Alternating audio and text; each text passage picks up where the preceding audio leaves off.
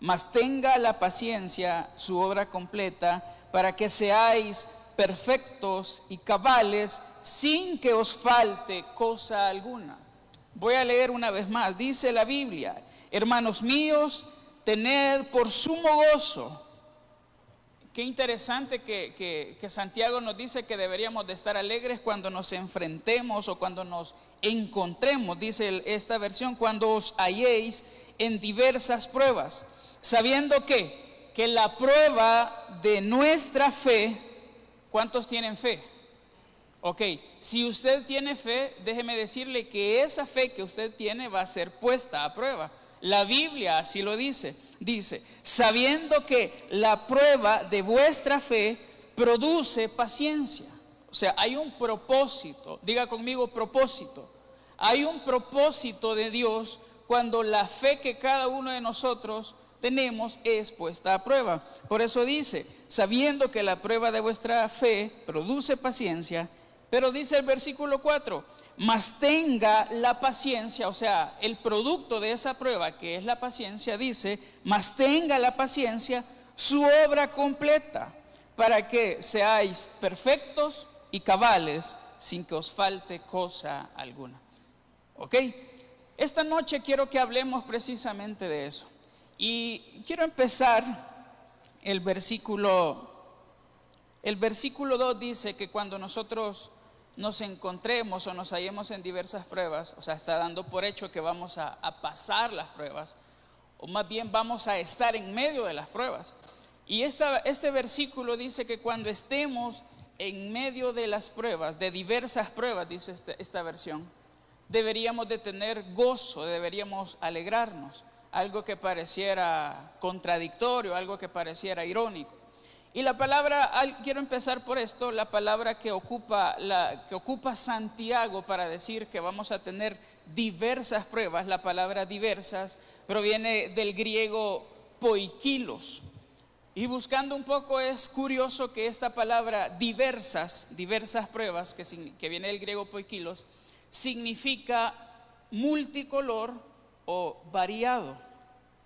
Y cuando yo leía esto, cuando aprendía esto, que es lo que vamos a hablar esta noche, me llamaba mucho la atención porque dice la Biblia que vamos a encontrarnos en medio de multiformas, de diversas pruebas de todos los sabores, de todos los colores, de todos los olores. Y yo creo que más de alguno esta noche pudiera decir amén a eso, porque muchos de nosotros a veces apenas vamos saliendo de una y ya estamos en otra, de diferente tono, de diferente color y sabor, ¿verdad? Entonces la Biblia dice, o Santiago nos dice que cuando nosotros nos encontremos en diversas pruebas, o sea, en variedad de pruebas, de diferentes colores, y por decirlo de esta forma, de sabores y olores de pruebas, incluso de intensidad de pruebas, dice Santiago que nosotros deberíamos estar alegres, deberíamos de tener sumo gozo, dice esta versión. Y es algo complicado que nosotros tengamos gozo cuando nos encontramos bajo prueba o cuando estamos siendo probados, porque a nadie le gustan las situaciones difíciles. O yo no sé a cuántos de los que están acá son masoquistas que les gusta el dolor, ¿verdad? Que les satisface, que les da placer enfrentarse a situaciones dolorosas, conflictivas, complicadas en la vida. Creo que a nadie. Sin embargo, la Biblia dice que nosotros deberíamos de estar alegres o gozosos. Y fíjese bien que la Biblia dice que lo que se pone a prueba en medio de las pruebas, valga la redundancia, es el que nuestra fe. La Biblia dice eso, que cuando nosotros estamos en estas situaciones difíciles, el propósito de Dios es poner a prueba nuestra fe. Casi siempre, por no decirlo siempre, cada vez que hay una prueba se espera ¿qué? Cada vez que usted iba a hacer un examen, un parcial, una prueba en su colegio, escuela o universidad, ¿qué es lo que esperaba usted? Esperaba un 10, me va a decir. Esperaba un resultado, ¿sí? No me diga cuánto se sacaba. Se debía sacar 10. Pero cada vez que nosotros nos enfrentamos o nos sometemos a una prueba, lo que se espera es que un resultado, se espera un diagnóstico. Eso es lo que se espera con las pruebas. Entonces, de la misma manera, cada vez que nuestra fe es sometida a prueba, la Biblia y Dios espera de nosotros un resultado. Y de eso vamos a hablar. Me saboteé yo solo aquí. De eso vamos a hablar esta noche. Ok, quiero que vea, por favor, el versículo 4. Dice, si me haces el favor, vamos a leerlo de la Nueva Traducción Viviente para que podamos entenderlo un poco mejor. El versículo 4 dice que cuando nuestra fe, es puesta a prueba, se va a desarrollar la paciencia. Pero en esta versión, en lugar de ocupar la palabra paciencia, la Biblia ocupa la palabra constancia. Entonces este versículo 4 en esa versión dice que una vez que su constancia se haya desarrollado plenamente, serán perfectos y completos y no les faltará nada.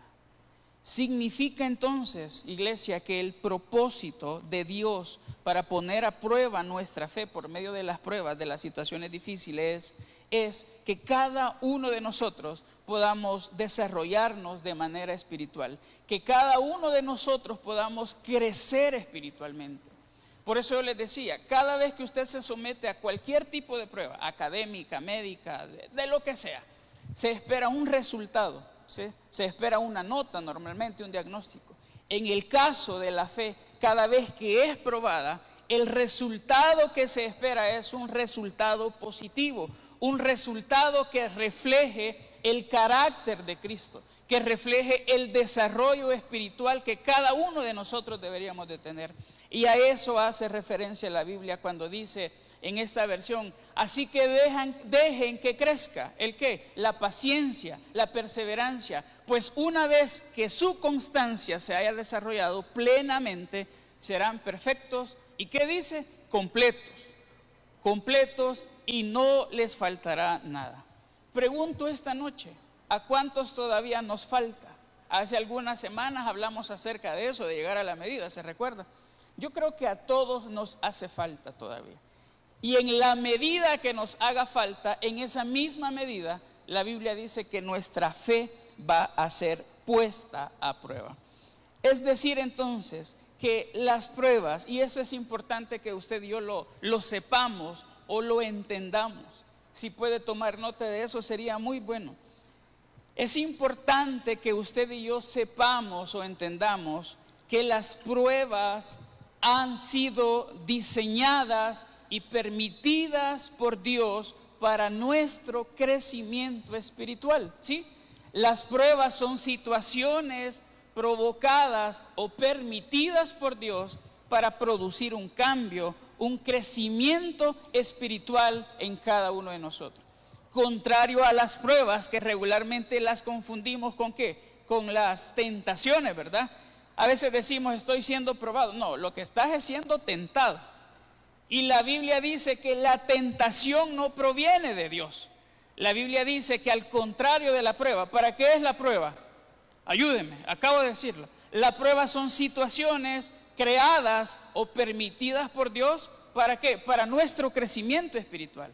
Contrario a ello, las tentaciones son situaciones que muchas veces, bueno, de hecho la Biblia así lo dice, son provocadas por los deseos desenfrenados de nuestro corazón y normalmente o de manera regular nos llevan a deshonrar a Dios, ¿sí? Así lo dice la Biblia. Miren lo que dice Santiago capítulo 1, versículo 13, ahí mismo, abajito.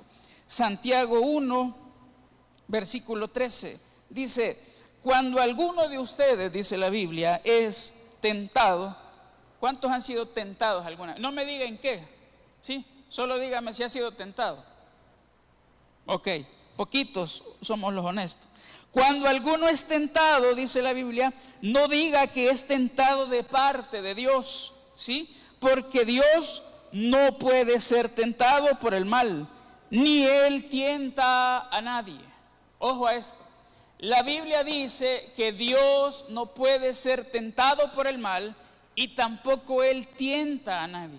Es decir, Dios no nos pone a nosotros en situaciones para caer. ¿sí? Dios no nos provoca situaciones para que fracasemos, para que le fallemos. Las situaciones que Dios pone y permite siempre van a ser para que nosotros podamos desarrollarnos espiritualmente, para poner a prueba nuestra fe y, como dice este versículo 4, para que podamos ser completos, cabales, para que no nos haga falta nada. Amén. Estamos ahí. Entonces esta noche es importante que empecemos bajo este punto.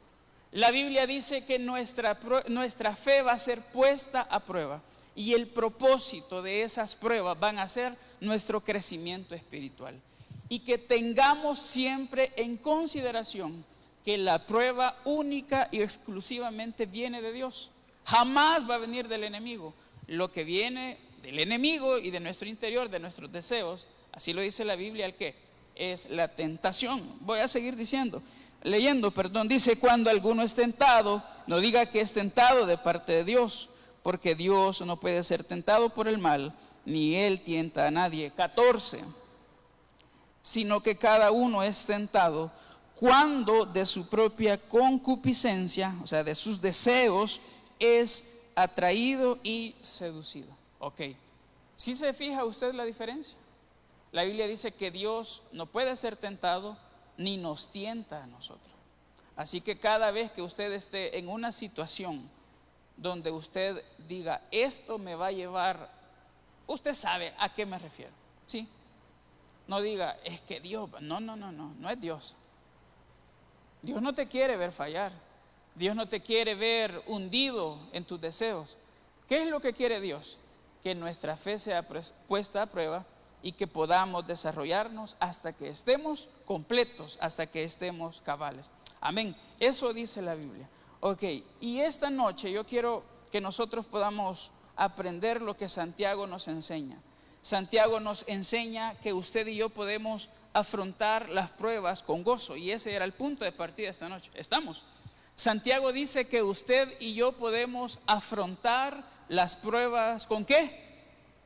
Ay, Dios. Que podemos afrontar las pruebas con gozo. Ok, pero para que usted y yo, y eso vamos a aprender esta noche, para que usted y yo podamos afrontar las pruebas con gozo, hay un requisito para eso.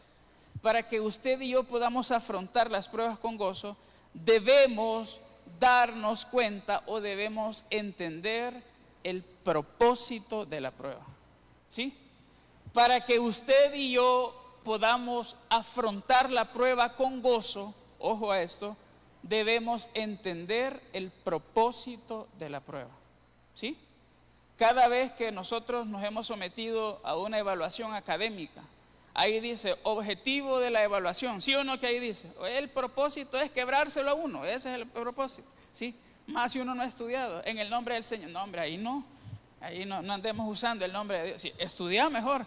Pero cada vez que nosotros nos sometemos a una evaluación de cualquier índole, hay un propósito, ¿sí?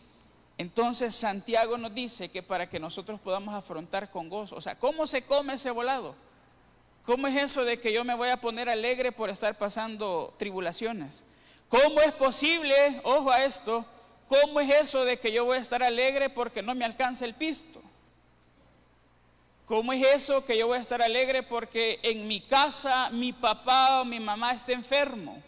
¿O les quitaron el trabajo a mis viejos? ¿Cómo es eso, Santiago? ¿Cómo es posible, ojo, que yo voy a estar alegre cuando mi negocio va para abajo? ¿Cómo yo voy a estar alegre en eso? Dígame, naturalmente, materialmente hablando, es imposible y es hasta risorio, ¿sí? Que alguien esté alegre porque le esté yendo mal, ¿sí? O usted se alegra cuando le va mal a sus hijos.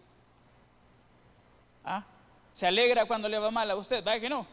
Probablemente haya gente que se alegra por su mal, pero lo normal es que nosotros no nos alegremos por las cosas que nos están pasando.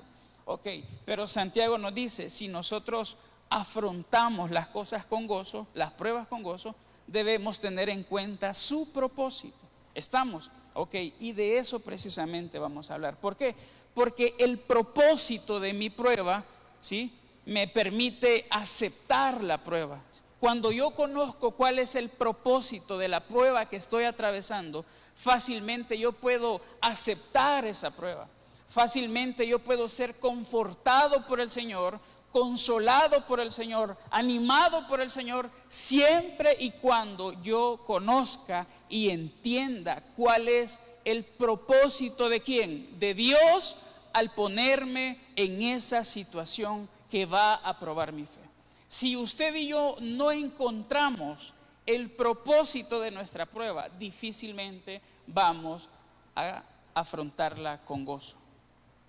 La Biblia entonces nos dice eso, que cada vez que nosotros nos enfrentamos a una prueba debemos hacerlo con gozo. Pero ¿cómo enfrentar las pruebas con gozo? Entendiendo el propósito de Dios en medio de esas pruebas. Ok, el pastor muchas veces nos ha puesto el ejemplo de una mujer que está, y aquí vamos a entenderlo más claramente. El pastor de manera regular o un par de veces nos ha puesto como ejemplo cuando una mujer está embarazada, ¿sí? Que hay dolor, entendiendo en este caso el dolor del embarazo o las contracciones previas al alumbramiento como las pruebas o las situaciones difíciles que estamos atravesando. Esta mujer embarazada logra encontrar, no entre comillas, sino un verdadero significado de su dolor o un propósito de su dolor. ¿En qué momento? Cuando nace el bichito, cuando nace el niño, ¿sí? Cuando nace la niña, ¿sí? Pero antes del nacimiento, ¿qué hay? ¿Qué hay? Ayúdeme. Aparte de los antojos, ¿sí? ¿Qué hay antes del nacimiento? Dolor, ¿sí? Normalmente hay dolor, hay náuseas, hay días complicados.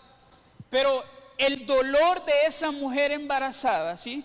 Encuentra sentido cuando ¿qué? Cuando tiene entre sus brazos al fruto de su amor, ¿sí? Cuando tiene en sus brazos al niño, a la niña, ok. De esa misma manera podemos nosotros entender que cada vez que nosotros estamos siendo puestos a prueba o estamos sometidos a una prueba, vamos a encontrar felicidad en esa prueba si entendemos a qué nos va a llevar esa prueba. ¿Estamos?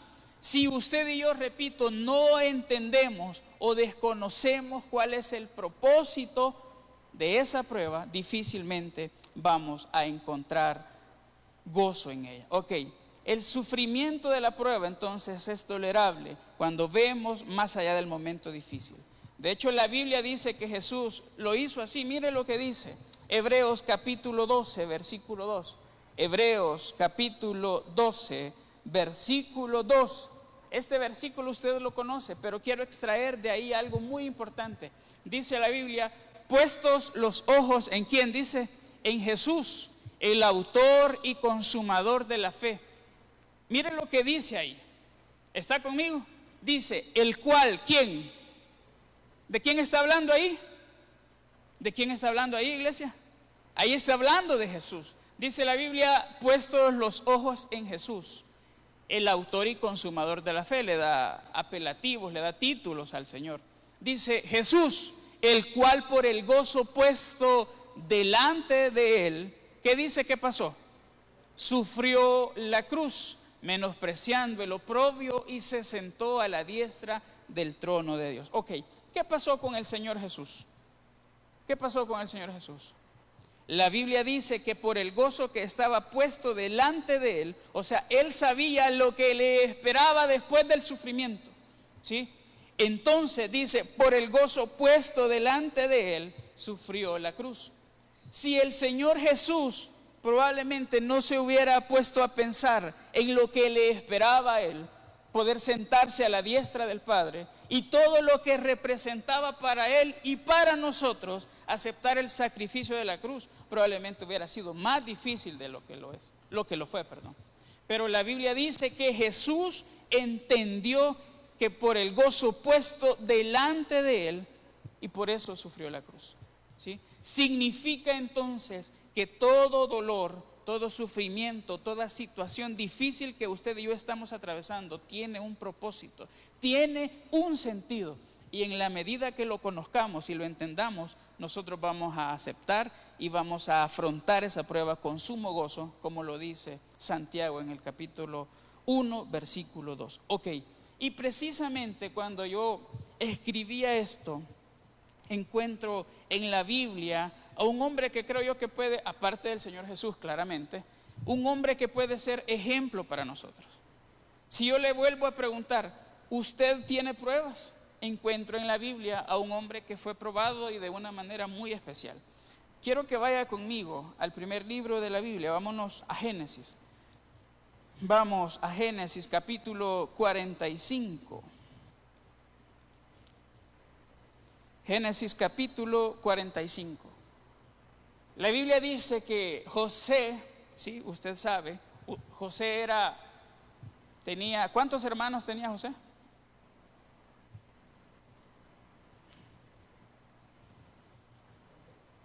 Tiene que leer la Biblia. La Biblia dice que José tenía, ¿cuántos hermanos? 11 hermanos, ok. El hermano menor de José, ¿cómo se llamaba? Benjamín. ¿Cómo se llamaba el papá de José? ¿Cómo? Jacob, correcto. La Biblia dice que José, ¿verdad?, fue vendido por sus hermanos, ¿sí? Fue traicionado por sus hermanos. La Biblia dice, mírenme para acá, la Biblia dice que los hermanos de José le tenían celos, le tenían envidia. Y entre todos, o entre 10 de ellos, acordaron, mírenme para acá, esto es importante, entre ellos se acordaron matarlo, ¿sí? Y a veces les faltaba el valor para hacerlo, y la Biblia dice que tomaban decisiones. Y en una de esas, dice la Biblia, que lo tiraron en un hoyo, en un pozo, ¿sí? Y lo dejaron a su suerte. Y posterior a eso se arrepienten de eso y dicen, no hombre, ¿para qué lo vamos a dejar ahí? Mejor saquémosle algo a esto, ¿va? ¿Sí? Biznero, ¿va? Salvadoreños han de haber sido. Saquémosle algo a esto, perdón. Y dice la Biblia que lo vendieron. Usted conoce la historia. Y no me voy a centrar en los detalles de la periferia. Quiero llegar al punto. La Biblia dice que posterior a eso lo compran y José llega a Egipto. Y haya gracia a los ojos del faraón, después de mucho tiempo obviamente, ¿verdad? Haya gracia a los ojos de faraón. Y en toda aquella región había escasez de alimento. Y Jacob le dice a sus hijos que había escuchado que en Egipto había abundancia y podían ir a comprar ahí para ellos poder subsistir. La Biblia dice que estos hermanos llegan a donde está José. José era en ese momento la mano, por así decirlo, la mano derecha de Faraón, quien tenía a su cargo todo lo relacionado con el reino, ¿sí? Por así decirlo, tenía sumo poder y autoridad, bajo Faraón, obviamente. La Biblia dice que sus hermanos llegan angustiados porque en su tierra, ¿qué había? Había de todo menos comida, ¿sí? Había hambre, había desesperación porque no había que comer. Jacob les dice, vayan y pidan y compren y traigan de comer. Entonces la Biblia dice que estos hombres, adultos, viejos, van a comprar y son recibidos por José. Ustedes lo leen el relato en la Biblia, lea la Biblia. Y la Biblia dice que cuando los hermanos llegan donde José, José los reconoce de inmediato y les pregunta que de dónde son, quiénes son, a qué han llegado, y ellos le dicen, venimos porque donde nosotros vivimos hay escasez y queremos comprar. José de inmediato los conoce que son ellos, pero ellos no lo conocieron a él. La Biblia dice que José, para probarlos o para hacer negocio con ellos, les dijo que a él le parecía que ellos eran unos espías, ¿sí? Que estaban yendo ahí a Egipto para ver cómo estaba Egipto desarrollado y qué es lo que tenían. Usted sigue leyendo la Biblia, pero el inicio de todo lo marca la traición de los hermanos, ¿sí? Yo no sé a cuántos de los que están acá alguna vez alguien los ha traicionado, pero difícilmente, o puede ser, que sus hermanos lo hayan traicionado a usted, ¿sí? No me diga a mí, porque mucho color, ¿va? Menos si está aquí su hermano. Pero imagínense este escenario. La Biblia dice que José es traicionado, que José es vendido por sus hermanos. El mal que ellos le procuraron no sabían la dimensión o hasta dónde Dios iba a levantar la cabeza de José, ¿sí? hasta dónde Dios iba a levantar a este hombre, al punto de que ellos iban a llegar después en necesidad para que José, pudiera bendecirles y darles la comida que necesitaban. Y en este pasaje de la Biblia, y es aquí donde me quiero centrar, Génesis capítulo 45, ayúdeme por favor. Génesis 45, vamos a leer del versículo 1 en adelante. La Biblia dice que cuando los hermanos llegan donde José hace como que no los conoce, ¿sí? Sus hermanos obviamente no lo conocieron, él sí los conoció. Y mire lo que dice: no podía ya José contenerse delante de todos los que estaban al lado suyo, y clamó: haced salir de mi presencia a todos. Y no quedó nadie con él al darse a conocer José a sus hermanos. Entonces se dio a llorar a gritos, y oyeron los egipcios, y oyó también la casa de Faraón. Y dijo José a sus hermanos: yo soy José, ¿vive aún mi padre? ¿Sí? Y sus hermanos no pudieron responderle porque estaban turbados delante de él. ¿Se imagina usted esta situación? Este momento incómodo que les digan: yo soy José, el que ustedes vendieron. Ellos seguramente esperaban que José tratara con ellos de la misma manera que ellos lo hicieron con él. Y lo primero que José, después de revelar su identidad, les dice: ¿vive aún mi padre? Y sus hermanos no pudieron responderle porque estaban turbados delante de él. Versículo 4. Entonces dijo José a sus hermanos, cuando les vio la cara de pánico que tenían, ¿sí? Entonces dijo José a sus hermanos: acercaos ahora a mí. Y ellos se acercaron, y él dijo: yo soy José vuestro hermano, el que vendisteis para Egipto. ¿Qué hubiera pensado usted? Aquí nos dio en la nuca ¿sí? O sea, el escenario ideal para darle jabón, ¿cuál era? Ese, ahí va. Yo soy José, el que usted, ¿sí? Ahí era. Pero mire lo que dice, versículo 5. Ahora pues, no os entristezcáis, ni os pese de haberme vendido acá. No, hombre, este José lo que estaba haciendo era sacarle todo lo que le habían hecho, ¿sí? Que paguen, aunque sea que les dé vergüenza. Y dice: no se entristezcan, ni les pese haberme vendido acá. Y mire lo que dice la Biblia, y aquí quiero que me preste atención. Bueno, quiero que le preste atención a la palabra de Dios. Que no les pese, dice, haberme vendido acá, porque para preservación de vida me envió Dios delante de vosotros. Versículo 6. Pues ya ha habido 2 años de hambre en medio de la tierra, y aún quedan 5 años en los cuales ni habrá arada ni siega. Lo que le estaba diciendo, falta todavía, no va a haber más que comer, y todavía falta mucho. Versículo 7, y vuelve a decir: y Dios me envió delante de vosotros para preservaros posteridad sobre la tierra, y para daros vida por medio de gran liberación. Así pues, no me enviasteis acá vosotros, sino ¿quién dice? Sino Dios, que me ha puesto por padre de Faraón, y por señor de toda su casa, y por gobernador en toda la tierra de Egipto. El versículo 8, aparte de decirnos que José estaba ahí porque Dios lo había puesto ahí, nos dice todo el poder que José tenía en ese pueblo donde estaba. ¿Sí? Dice: no me enviasteis acá vosotros, sino Dios, que me ha puesto por padre de Faraón, y por señor de toda su casa, y por gobernador en toda la tierra de Egipto. Versículo 9, daos prisa, id a mi padre y decidle: así dice tu hijo José, Dios me ha puesto por señor de todo Egipto, ven a mí, no te detengas. Ok.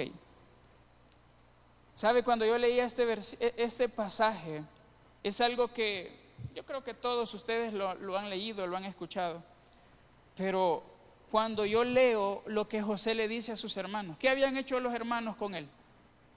Lo habían vendido, pero más allá de haberlo vendido, lo habían traicionado, ¿sí? Lo habían tratado como a alguien que no conocían. Imagínese esta situación, en medio de la necesidad. ¿Ya lo ha buscado alguien a usted cuando está en necesidad? ¿Sí? Y si esa persona ha hecho algo malo en contra suya, ¿usted qué hace? Este es el momento, dice usted. Y empieza a tirarle, a humillar. No, no es así. La Biblia dice que José en ese momento revela su identidad. Y en el versículo 5 de Génesis 45 les dice: para preservación de vida, ¿qué dice ahí? En el versículo 5, me envió Dios delante de vosotros.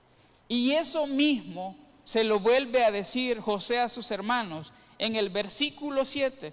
Y Dios me envió delante de vosotros. Y lo vuelve a decir, ¿a dónde? En el versículo 8 y en el versículo 9. Sin darse cuenta sus hermanos, José les estaba diciendo: ustedes piensan, ¿sí? Y por eso se sienten así. Ustedes piensan que ustedes me enviaron acá. Ustedes piensan que aquello que... ¿Se acuerdan lo que hicieron? ¿Sí? Era el momento para restregarle todo en la cara, ¿verdad? Aquello que me hicieron. ¿Se acuerdan el hoyo que hicieron? ¿Se acuerdan cuando me tiraron en ese hoyo? ¿Se acuerdan cuando se escuchaban las carretas de los mercaderes y ustedes? ¿Se acuerdan cuando dijeron vendámoslo a este? ¿Se acuerdan cuando me vendieron? Ustedes piensan, les digo, que ustedes lo hicieron. Pero ¿qué dice la Biblia? Pero fue Dios quien me envió a este lugar. Ok. ¿Qué significa eso? En medio de su conflicto, en medio de su situación, ¿qué pasó con José? Entendió el propósito de la prueba. ¿Sabe? Hay un libro que se llama La trampa de Satanás, así se llama, La trampa de Satanás. El autor se llama John Bever o algo así. En este libro, La trampa de Satanás, el autor hace énfasis en que la trampa que el enemigo nos pone con regularidad es la ofensa, ¿sí? Porque cuando nosotros estamos ofendidos, que viene del griego escandalizo, ¿sí? Nosotros nos aferramos al dolor que alguien nos causó, ¿sí? Y no podemos avanzar más allá de la ofensa y vivimos amargados, frustrados. Y todo lo que nosotros hacemos es en reacción a lo que nos hicieron. Y dice el autor, y yo concuerdo, y yo creo que usted va a concordar con él, que este era el momento idóneo. ¿Para qué? ¿Para qué era el momento idóneo, iglesia? Démonos color ahorita. Para vengarse. Ahorita ponemos la carita así y boca chiquita, pero probablemente lo hubiéramos hecho, ¿sí? José estaba en una prueba, en una situación difícil, y al final de todo, él entiende y nos dice esta noche el propósito de la prueba, ¿sí? Que Dios permitió. Ojo, no lo hicieron ustedes. Ustedes piensan que ustedes me vendieron. Sí, ustedes me vendieron y todo. Pero todo eso, míreme para acá, todo eso, le dice José, Dios lo permitió. Dios permitió esas situaciones difíciles. ¿Para qué? Para preservarles la vida a ustedes. Porque Dios sabía que iba a haber hambre en la tierra y ustedes iban a necesitar ¿de quién? No de mí, sino de alguien que les proveyera y les diera sustento para ustedes, que me vendieron, y para mi padre y mi hermano Benjamín, ¿sí? Entonces yo veo en la Biblia, y aquí es donde me quiero centrar, que José entendió el propósito de la situación difícil, de la prueba que atravesó, a causa obviamente de la traición de sus hermanos. En 4 ocasiones José le dice a sus hermanos: Dios me envió delante de ustedes. Y les dice para qué Dios lo había enviado: para preservarles la vida a ustedes.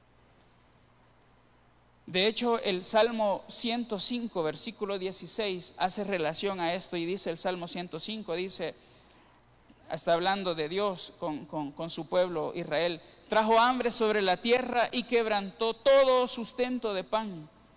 Envió un varón delante de ellos, a José, que fue vendido por siervo. Ok. ¿Sabe qué puedo aprender de esto? Y voy a ir terminando. Que José tenía claro que su propósito ahí no era cobrar venganza. Su propósito era claro cuando él entendió que Dios lo había llevado hasta ese punto. ¿Cuál era el propósito de la prueba de José? Poder bendecir, poder salvar a su gente, a su familia, a su nación. Ese era el propósito de la prueba, poder preservar el linaje. Ese era, poderle dar continuidad a la historia bíblica. ¿Sí? ¿Se imagina qué hubiera pasado si aquellos no lo hubieran vendido? ¿Qué hubiera pasado con todo el pueblo de Israel? ¿Se puede imaginar eso? Pero cuando nosotros nos centramos en el problema, mírenme para acá, cuando usted y yo nos centramos en el ahora, en la situación difícil que estamos viviendo, sin prestar atención a cuál es el propósito que Dios tiene para nosotros más adelante, difícilmente vamos a afrontar esa situación con sumo gozo, como lo dice Santiago. ¿Qué dice la Biblia que hizo el Señor Jesús? Cuando Él sabía lo que le esperaba después, dice que asumió la cruz, el sacrificio, con alegría. ¿Por qué? Porque Él pudo ver más allá. Pero probablemente la situación difícil que usted y yo estemos atravesando hoy no nos permita ver más allá. Para José pudo haber sido muy fácil decir, no hombre, ¿cómo van a creer ustedes que yo les voy a bendecir, que yo les voy a vender la comida que necesitan para su sustento cuando ustedes se han portado de esta forma conmigo? ¿Qué merecían ellos? Ayúdenme. ¿Qué merecían ellos? Ellos merecían morir, ¿sí? Eso merecían ellos. Este tipo, José, el versículo lo dice, ¿cuáles eran los cargos que tenía? Este José solo hablaba y los capturaban y probablemente los iban a matar. Pero la Biblia dice que él les dijo, no tengan pena por todo lo que hicieron. Sí, yo sé lo que me hicieron, no me lo tienen que venir a decir. Ya no me pidan perdón por lo que me hicieron, ¿sí? Dios lo permitió. Dios me envió y Dios me puso aquí para preservarles la vida. Tenía una claridad bárbara y absoluta del propósito por el cual Dios lo había puesto en esa situación. Iglesia, cuando usted y yo tenemos claridad por qué Dios permite las cosas que estamos atravesando, se va a hacer efectiva la palabra o se va a hacer realidad esa palabra de Dios en nuestra vida. Normalmente el que predica, yo no sé por qué problema, dice esa expresión, yo no sé por qué problema está atrás. Y honestamente yo no sé, no sé, porque usted no me cuenta. Está bueno, no me cuente. Pero le puedo decir algo con toda certeza esta noche. Aun cuando yo no sepa, ¿sí? Aun cuando yo no sepa por qué situaciones está atravesando, las puedo asumir. Y no por la cara que tiene, no. La Biblia dice en Romanos que las tribulaciones o las pruebas que estamos teniendo son comunes al género humano, dice. ¿Qué significa eso? Que todos aquí estamos sometidos a pruebas, a situaciones complicadas. Y Santiago dice que las hay de todas formas y colores. Ok. ¿Qué significa entonces? Que en esa prueba que usted está atravesando, en esa prueba que yo estoy atravesando, debemos aprender a ver cuál es el propósito de Dios. Debemos aprender a ver cuál es el propósito que Dios tiene para nosotros. José entendió el propósito de su prueba. Dios lo había enviado a ese lugar para guardar la vida de su familia. Y quiero esta noche terminar. Y quiero, si usted me lo permite, siempre le hago preguntas, usted ya sabe, pero hoy le quiero pedir permiso para hacerle la pregunta. ¿Me da permiso? ¿Sí? ¿Me da permiso para hacerle una pregunta? Bueno, yo igual se la voy a hacer. ¿Puede usted ahora mismo ver el propósito de su prueba?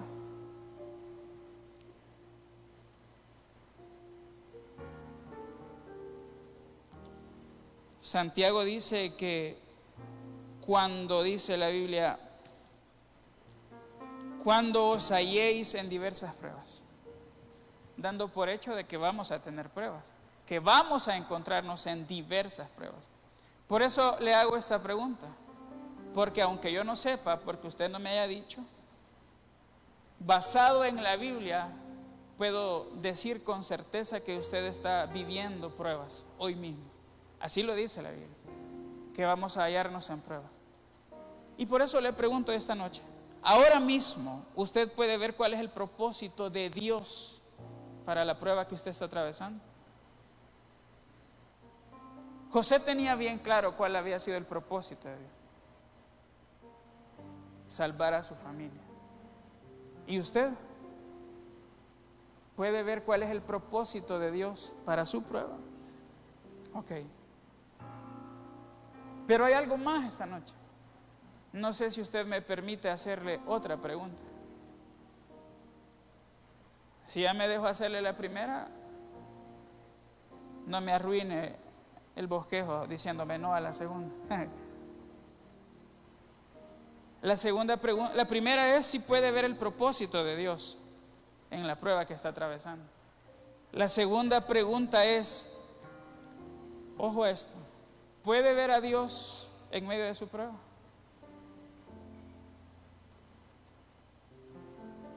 ¿Puede ver usted a Dios en medio de la prueba que está atravesando hoy? En medio de la situación difícil que usted está atravesando hoy, ¿puede ver a Dios?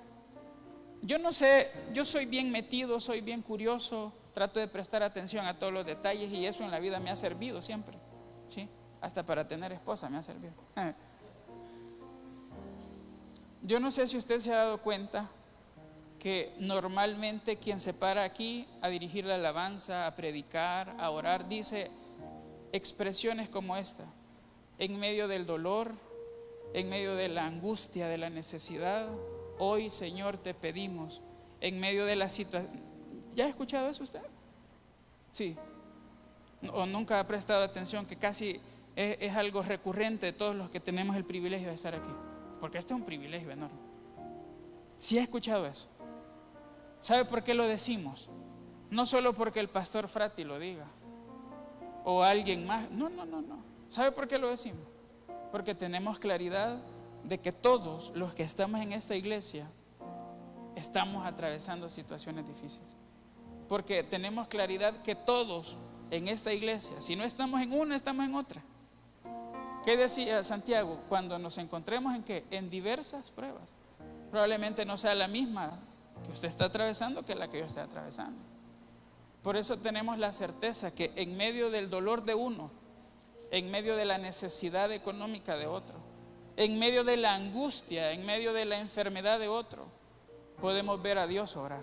Por eso le pregunto esta noche, número uno, ¿puede ahora mismo ver el propósito de su prueba? Y número dos, ¿puede ver a Dios en medio de su prueba? ¿Sabe? La Biblia dice que Eliseo, eso está aquí, en el segundo libro a los Reyes, ya voy a terminar, segundo libro de los Reyes, la Biblia dice que el rey de Siria estaba en guerra contra Israel. Y cada vez que el rey de Siria hacía una estrategia militar para atacar al pueblo de Israel, el pueblo de Israel hacía o se iba por otro rumbo, ¿sí? De manera tal que la estrategia militar del rey sirio no tenía el efecto deseado, no alcanzaba a afectar al pueblo de Israel y al ejército de Israel. Entonces el rey le dice a los suyos: ¿será que acaso alguno de ustedes es amigo del enemigo? ¿Será que acaso alguien de ustedes está llevándole información al pueblo de Israel para decirle dónde les vamos a atacar y por eso nunca los encontramos? Y le dice uno de los más allegados a él: no, mi rey, ¿sabe qué es lo que pasa? Que entre todos ellos hay un varón de Dios que se llama Eliseo. Y Dios le revela a Eliseo todo, hasta las palabras secretas que usted habla en su habitación. Entonces, cada vez que usted dice: vamos a salirles de este lado, Dios le dice: oí lo que acaban de decir, que les van a salir por este lado. ¿Sabe qué es lo que hace el pueblo de Israel? como el hombre de Dios, así dice, el varón de Dios, dice esta versión, la Reina Valera del 60. Como el varón de Dios le dice todo lo que usted ha planeado, ellos se van por el otro lado. Por eso nunca los alcanzamos. ¿Sabe qué es lo que dijo este rey? Entonces lo que vamos a hacer es atacar ¿a quién? A Eliseo. Porque el rey sabía que atacando a Eliseo iba a lograr su objetivo militar, que era el pueblo de Israel. Y mire lo que dice la Biblia. Segundo libro de los Reyes, capítulo 6, versículo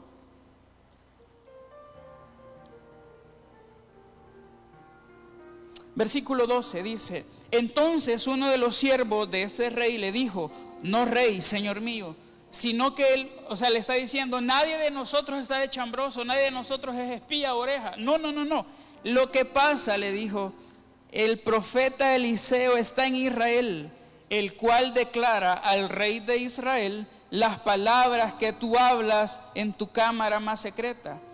Y él dijo: id y mirad dónde está, para que yo envíe a aprenderlo. Y le fue dicho: he aquí que él está en Dotán. Le dijeron: en Dotán está, ahí lo vamos a encontrar y ahí le vamos a dar jabón y se va a acabar todo esto. Mire lo que dice el versículo 14.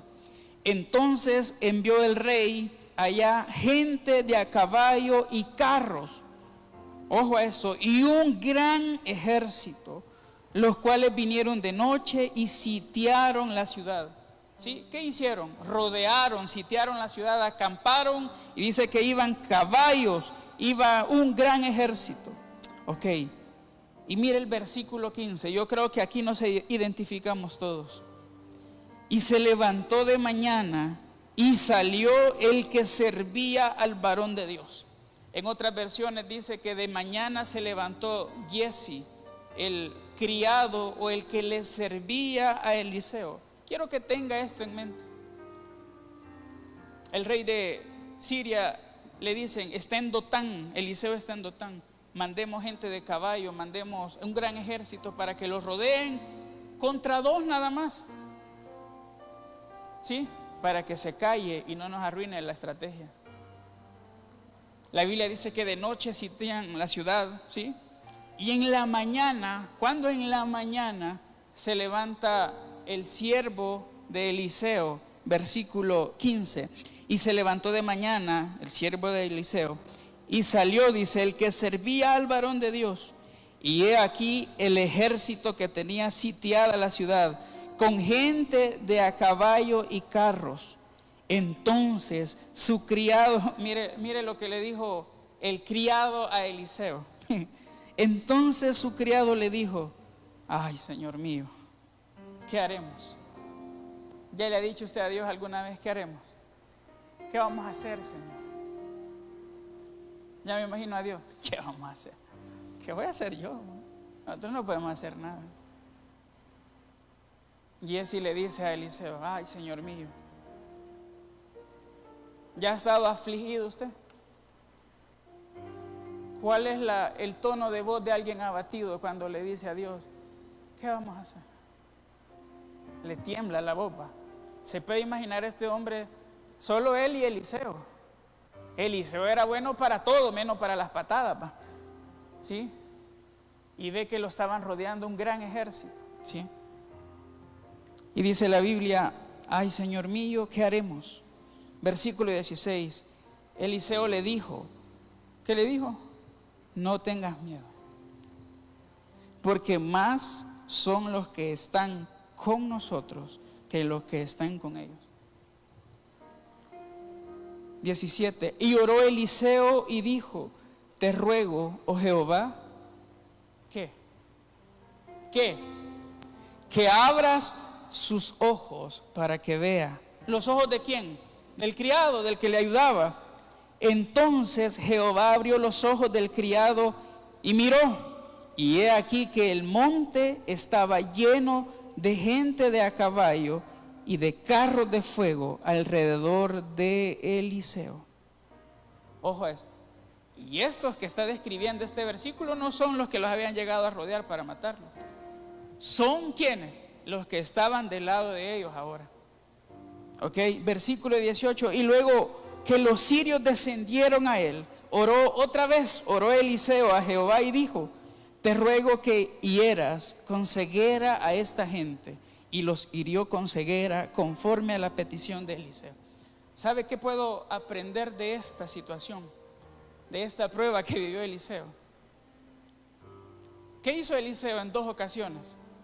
La Biblia dice que oró en medio de la prueba, ¿sí? ¿Qué decía Santiago? Cuando os halléis en diversas pruebas. Cuando usted y yo nos encontremos en diversas pruebas, lo que tenemos que hacer es acercarnos a Dios. Orar, acercarnos a Dios. Y mire lo que dice. Eliseo le dijo al criado: no tengas miedo. Y eso es lo que el Señor nos dice esta noche hoy. En medio de la prueba, usted y yo no debemos tener miedo. No tengas miedo. ¿Por qué? Porque más son los que están con nosotros que los que están con ellos. Esta noche el Señor le dice: en medio de la prueba que usted está atravesando, no tenga miedo, porque son más los que están con usted que los que están en contra de usted. Y dice la Biblia: y oró Eliseo y le dijo: te ruego, Jehová, que abra sus ojos para que vea. Esta noche esa debería de ser nuestra oración. Señor, abre mis ojos para que yo pueda verte obrar en mi vida, ¿sí? Para que yo pueda verte cómo estás obrando, cómo estás haciendo las cosas en mi vida. Probablemente usted y yo hoy mismo no podamos ver a Dios obrar. La Biblia dice que Eliseo oró para que los ojos de su criado fueran abiertos. Y no es que él tenía los ojos cerrados, está hablando en un sentido espiritual. ¿Qué es lo que está diciendo? Señor, abrirle los ojos a este, que él pueda verte a vos. ¿Cuántos quieren ver al Señor obrar en su vida? Que el Señor abra de verdad nuestros ojos y podamos verle obrando en nuestro favor. Y mire lo que termina diciendo Eliseo: y los ojos de este fueron abiertos. Y dice el versículo 18: y luego los sirios descendieron a él. Oró Eliseo a Jehová y le dijo: te ruego que hieras con ceguera a esta gente. Y los hirió con ceguera conforme a la petición de Eliseo. El Señor nos dice: no tengan miedo. Son más los que están con ustedes que los que están en contra de ustedes. Y el final es impresionante. La Biblia dice que el Señor hirió con ceguera. ¿Qué significa eso? Que en medio de su prueba, en medio de sus batallas, el Señor está ahí a su lado. ¿Y sabe qué pasa? No solamente está ahí, el Señor pelea a su lado y hiere a sus enemigos. Por eso usted y yo podemos estar confiados en Él. Ayúdenme, por favor. En medio de la prueba, en medio del dolor, en medio de la angustia, usted y yo podemos obrar al Señor. En medio de la angustia, en medio de la necesidad, usted y yo podemos tener claridad, podemos entender que Dios tiene un propósito. En esa situación difícil que hoy está atravesando, le puedo garantizar con la Biblia abierta que Dios tiene un propósito para eso. Esta noche debemos pedirle al Señor que nuestros ojos sean abiertos y podamos verle a Él obrar.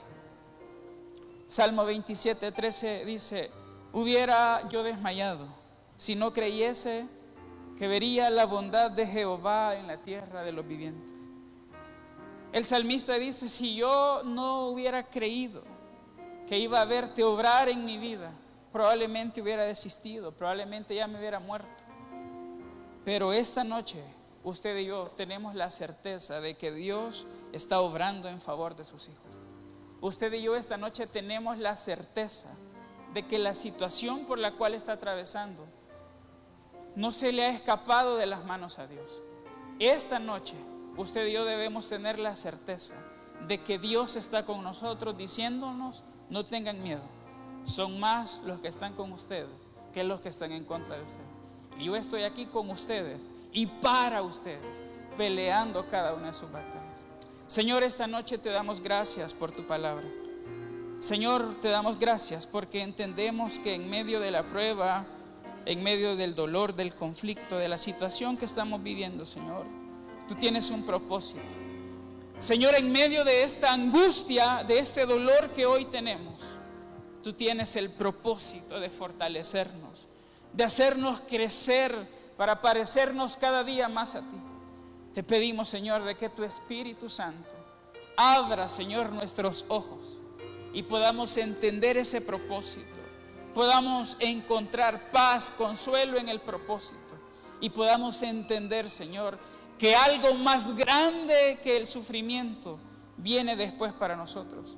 Esta noche, por la fe en tu palabra, Señor, creemos que tú estás con nosotros y estás obrando en favor de nosotros. Aún, Señor, cuando no podamos verlo, entendemos y por la fe declaramos de que tú estás aquí, tú estás aquí. Y lo creemos, Señor. Aún cuando no podamos verte, Señor, creemos que tú estás aquí obrando. ¿Quiere ponerse de pie esta noche? Aunque no pueda ver. Aunque no podamos verte, Señor. Aquí estás, debemos mover, te adoraré.